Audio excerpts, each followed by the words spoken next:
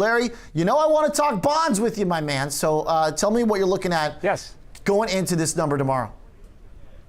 Well, let's be careful. My bullishness, lower rates, is more galvanized now than it was 2 weeks ago. Oh. Not just because yields have gone up 15 basis points in the last 2 weeks, but the fact that they only went up 15 basis points in the last 2 weeks. Treasury refunding, it's going to be double in the second half of 18 it was in 2017. A fairly big policy adjustment by the Bank of Japan. Bank of England raises rates, and we have a cheery Fed with the economic outlook, not to mention GDP. And all that bearishness, and we only get to 3%. So tomorrow, different story. We have the BLS report. I think people look, at the headlines and think that a low unemployment rate is something that's going to propel the market. I think it's more about the underlying numbers of underemployment, participation rate, and year-on-year average earnings growth, hourly earnings that will set the stage for the next move.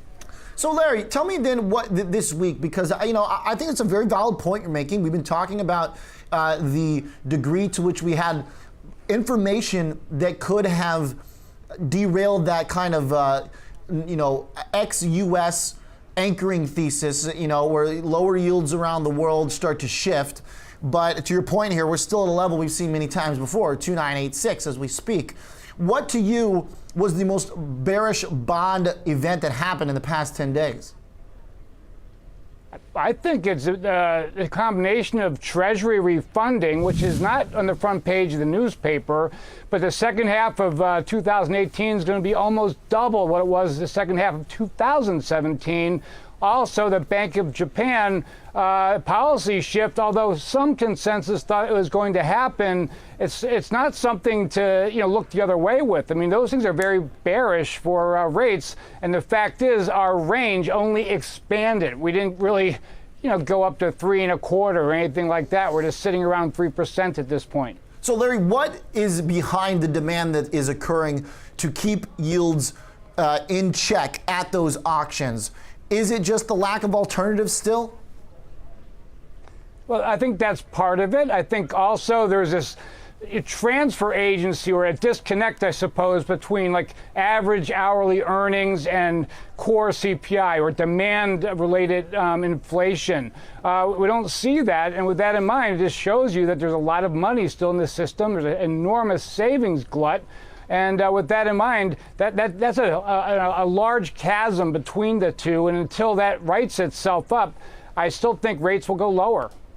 Larry, when you look at then what's to come, is it a scenario in which U.S. data tomorrow is that type of catalyst? This is a question we ask a lot here, trying to narrow down which pieces of information the market does move on. Given everything you just say, will 10 years and will bond traders be shocked if there's a wage beat? If we get a number that comes in hot, does that unlock that higher yield potential?